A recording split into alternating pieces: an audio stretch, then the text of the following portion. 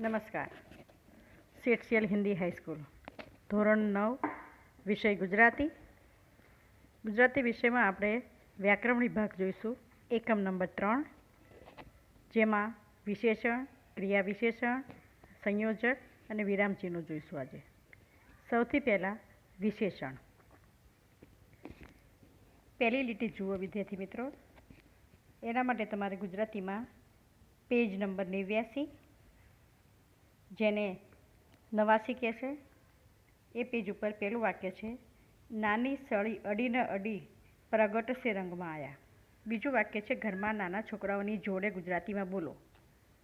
તો આપણે વિશેષણ તો ભણી ગયા છીએ, પણ આ વાક્યમાં આપણે વિશેષણ કયા છે તે શોધવાના છે. એના માટે તેનું લિંગ જોવું જરૂરી છે. બરાબર છે? તો ઉપરના વાક્યમાં સળી શબ્દ સ્ત્રીલિંગ છે. અડીને અડીમાં અડવું ક્રિયાપદ છે. પ્રગટશેમાં પ્રગટવું ક્રિયાપદ છે. રંગમાયા એ રંગોની માયા સમાસ છે. જેમાં માયા સ્ત્રીલિંગ ધરાવે છે, તેથી નામ છે. નાનું શું છે? એ સળી નામના અર્થમાં વધારો કરે છે, અર્થને ચોક્કસ કરે છે, તેથી નાનું વિશેષણ છે. વળી તમે એ પણ જોઈ શકો કે વાક્યમાં નાનું એ સળી સ્ત્રીલિંગી નામનું વિશેષણ છે, તેથી ત્યાં નાની વપરાયું છે.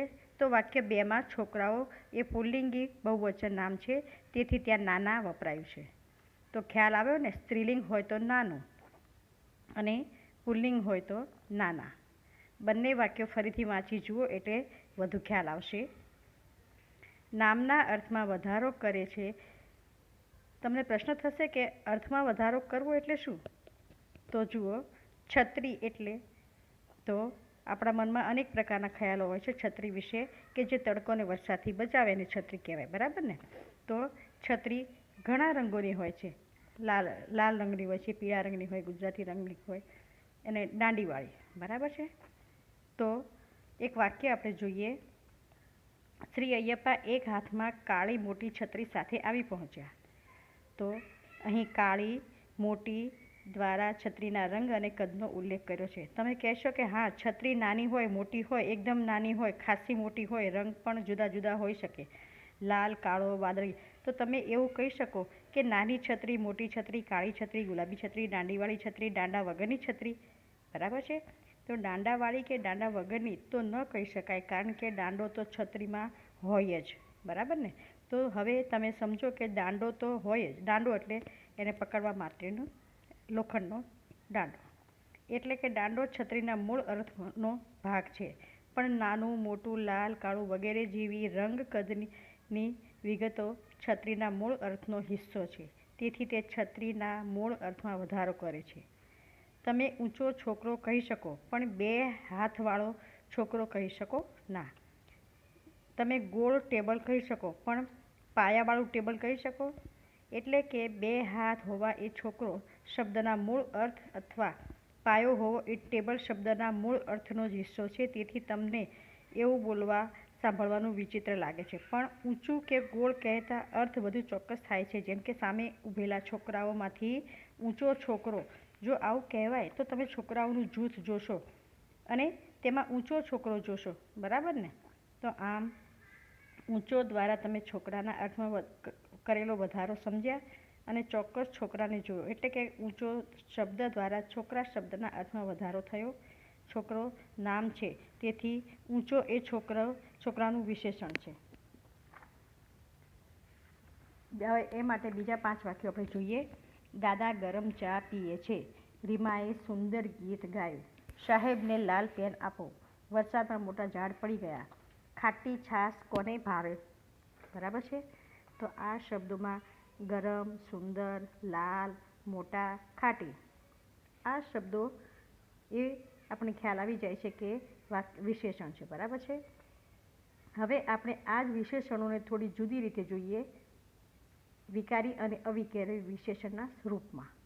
ગરમ ચા, ગરમ કપડાં, ગરમ પ્રદેશ, સુંદર ગીત, સુંદર સવાર, સુંદર સાડી, લાલ પેન, લાલ ફૂલ, લાલ કાગળો.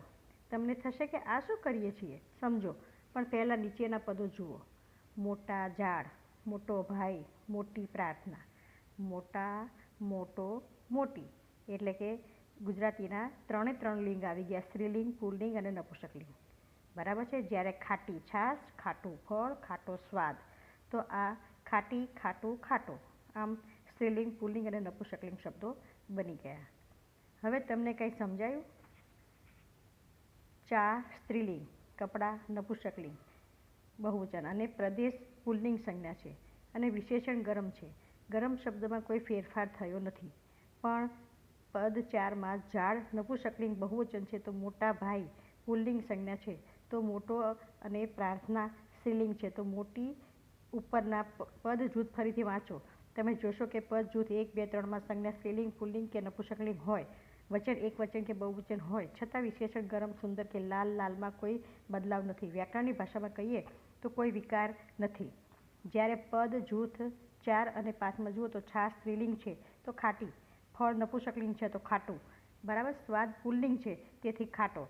એટલે કે આ વિશેષણોમાં નામ એટલે કે વિશેષ્યના લિંગ વચન અનુસાર બદલાવ આવી શકે છે. જે વિશેષણમાં નામ વિશેષણના લિંગ વચન અનુસાર બદલાવ આવે તેને વિકારી વિશેષણ કહે છે. ખ્યાલ આવે ને?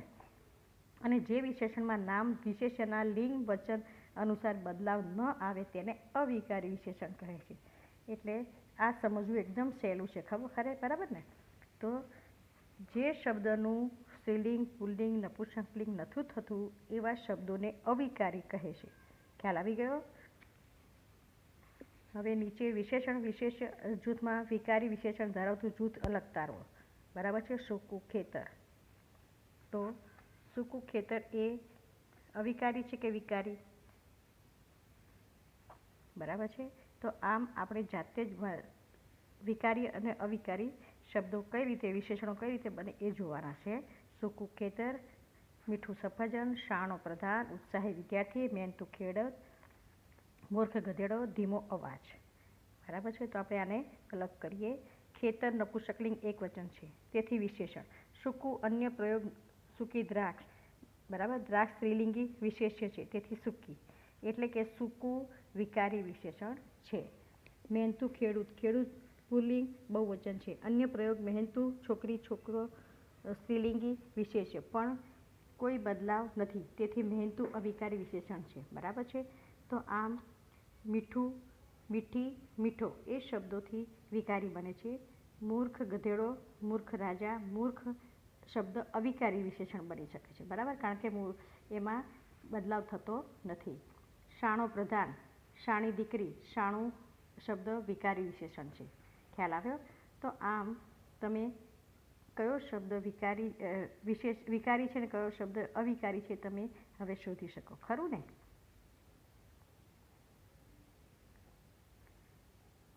હવે આપણે વિશેષણના પ્રકાર જોઈએ છીએ. વિશેષણના મુખ્ય 3 પ્રકાર છે: ગુણવાચક વિશેષણ, સંખ્યાવાચક વિશેષણ અને જથ્થાવાચક વિશેષણ, માત્રાસૂચક વિશેષણ અને સાર્વનામિક વિશેષણ. પણ આપણે અત્યારે માત્ર ગુણવાચક વિશેષણનો જ અભ્યાસ કરવાનો થાય છે, કારણ કે આપણા અભ્યાસક્રમ પ્રમાણે આપણે ચાલીશું. બરાબર? તો અય્યપ્પા એક મોટી કાળી છત્રી લઈને આવ્યા. તેમણે મને બીજી છત્રી આપી. ઘેરો અંધકાર છવાયેલો હતો. તેનું ઘર લગભગ 1.5 કિલોમીટર દૂર હતું. અહીં કયા કયા વિશેષણો વાપરવામાં આવે છે? ખૂબ, એક, મોટી, કાળી, બીજી, ઘેરો, લગભગ, 1.5 કિલોમીટર. બરાબર. હવે આ વિશેષણો શું દર્શાવે છે તે સમજીએ. ખૂબ વરસાદ, તો ખૂબ એ જથ્થાવાચક વિશેષણ છે. એક તો સંખ્યા દર્શાવે છે. મોટી તો કદ દર્શાવે છે. કદ એટલે ગુણમાં એનો સમાવેશ થાય. કાળી તો રંગ દર્શાવે છે, તો એ રંગ પણ ગુણ દર્શાવે છે. બરાબર. બીજું તો ક્રમવાચક સંખ્યા છે. બરાબર છે. એટલે કે 1, 2, 3, 4 એક ક્રમ હોય તો એને સંખ્યાવાચકમાં એનો સમાવેશ થાય છે. ઘેરો તો માત્રા દર્શાવે છે. બરાબર. તો એ માત્રા સૂચક વિશેષણ બનશે. લગભગ 1.5 કિલોમીટર તો અંદાજ દર્શાવે છે. બરાબર છે. તો આમ વિશેષણના આ કાર્યને આધારે તેમના પ્રકારો કરી શકાય. હવે આપણે ગુણવાચક જો વિશેષણ જોતા હોઈએ તો સુંદર, ખરાબ, ચોખ્ખું, ઊંચું, કાળું, સફેદ, જાડું, મોટું, ઘરડું, ઠંડુ, તીવ્ર, સમજુ, લોભી, ક્રૂર, દયાળુ, મુખ્ય, શોખીન, ડાહ્યા, વિશાળ, સાંકડું, અજાણ્યું, પરિચિત વગેરે. ખ્યાલ આવે ને? તો આમ આવા શબ્દો જે વાક્યમાં વપરાયા હોય એ વાક્યને ગુણવાચક વિશેષણ કહેવામાં આવે છે. હવે ગુણવાચક વિશેષણ વિશે આપણે વધારે જોઈએ તો નીચે 5 વાક્યો આપ્યા છે, બરાબર છે. એમાંથી તમારે તો પરીક્ષામાં માત્ર વાક્ય આપ્યું હશે અને એની નીચે અંડરલાઇન કરેલી હશે. તો એ અંડરલાઇન એ કયું વિશેષણ છે એ તમારે ખાલી સમજાવવાનું થાય છે, બરાબર છે. તો આમ એક વાક્ય તમને ઉદાહરણ તરીકે આપું છું, બરાબર છે, અને મેં પણ અંડરલાઇન કરેલી જ છે. જુઓ તમે, આ શાળાના મુખ્ય દાતા ખૂબ જ ભલા અને સજ્જન છે. તો મુખ્ય અને ભલા બંને નીચે લીટી કરેલી છે, બરાબર છે. તો મુખ્ય એ એનો ગુણવાચક છે, ભલા પણ ગુણવાચક વિશેષણ બને છે, ખરું ને. બીજું વાક્ય છે તદ્દન અજાણ્યા, આ બંને નીચે અંડરલાઇન કરેલી છે. તો તદ્દન અને અજાણ્યા કુટુંબ જોડે રાત રહેવું અડવું તો લાગે, બરાબર છે. તો તદ્દન એ માત્રા સૂચક શબ્દ છે, જ્યારે અજાણ્યું એ ગુણવાચક શબ્દ છે. મારો ઉતારો પહેલે માળે હતો, મારો અને પહેલો, તો આ બંને નીચે અંડરલાઇન કરેલી છે. તો મારો શબ્દ છે સાર્વનામિક શબ્દ છે, બરાબર છે. પહેલો એ ક્રમવાચક સંખ્યા બને છે, જ્યારે ચોથું વાક્ય છે એક તરફ મોટો કોઠાર હતો. તો એક નીચે અંડરલાઇન કરેલી છે, મોટા નીચે અંડરલાઇન કરેલી છે, બરાબર છે. તો એક એ સંખ્યા સૂચવે છે, જ્યારે મોટો ગુણવાચક દર્શાવે છે, બરાબર છે. મને મારા બા યાદ આવી ગયા, તો મારા એટલે સાર્વનામિક વિશેષણ થશે. તો આમ આ વિશેષણોમાંથી વિકારી અવિકારી અલગ તારવીએ. ચાલો ઝડપથી જોઈએ, યાદી બનાવતા જઈએ, બરાબર છે. તો આ શબ્દોમાં ભલું, અજાણ્યું, મારું, પહેલે, મોટું જેવા શબ્દો વિકારી બને છે. કેમ? તો ભલું, ભલી, ભલો એ સ્ત્રીલિંગ, પુલ્લિંગ અને નપુંસકલિંગ ત્રણેય શબ્દોમાં પરિવર્તન થઈ શકે છે, એટલે વિકારી શબ્દ છે, બરાબર છે. તો એવી જ રીતે મારું શબ્દ જોયો, મારું, મારી, મારો. તો આમ જે શબ્દમાં સ્ત્રીલિંગ, પુલ્લિંગ અને નપુંસકલિંગ બની શકતા હોય એવા શબ્દોને વિકારી શબ્દ કહીશું, જ્યારે અવિકારી શબ્દમાં કોઈ પણ પ્રકારનો બદલાવ આવી શકતો નથી. દાખલા તરીકે તદ્દન, બરાબર છે. તો તદ્દનમાં કોઈ પણ પ્રકારનો પરિવર્તન નહીં થાય. તદ્દન, તદ્દની, તદ્દનું એવું કશું થતું જ નથી, બરાબર છે. તો એક, એકી, એકો એવું કશું બની શકે નહીં. તો આવા શબ્દોને અવિકારી શબ્દો કહી શકાય, ખરું ને. સમજાઈ ગયું ને વિદ્યાર્થી મિત્રો? આ વિશેષણના ચેનલમાં આ વિશેષણ ભણ્યા એમાં જો તમને કંઈ પણ પ્રકારનું ડાઉટ હોય તો મને ફોન કરીને પૂછી શકો છો, બરાબર છે. પણ તમે આ બધું વાંચી અને સરસ રીતે વિશેષણો તૈયાર કરજો, બરાબર છે. વિશેષણના પ્રકાર પણ જોઈ લેજો અને પરીક્ષામાં તમારે વાક્યની નીચે લીટી કરેલી હશે એ શબ્દ તમારે વિશેષણનો કયો પ્રકાર છે એ તમારે દર્શાવવાનું થાય છે, બરાબર છે. તો આમ ગુણવાચક વિશેષણ એટલે કે વ્યક્તિના ગુણ કયા કયા છે એ બધા આપણે જોઈ લો તમે, બરાબર. સુંદર, ખરાબ, ખોટું, ઊંચું, નીચું એવા શબ્દ, બરાબર. તો આમ વિશેષણ અને વિશેષણના પ્રકારો બરાબર તૈયાર કરી રાખજો. પરીક્ષામાં 2 માર્ક્સનું પૂછાય છે, ખરું છે વિદ્યાર્થી મિત્રો? હવે આ ચેનલને સબસ્ક્રાઈબ કરવાનું ભૂલશો નહીં. નમસ્તે.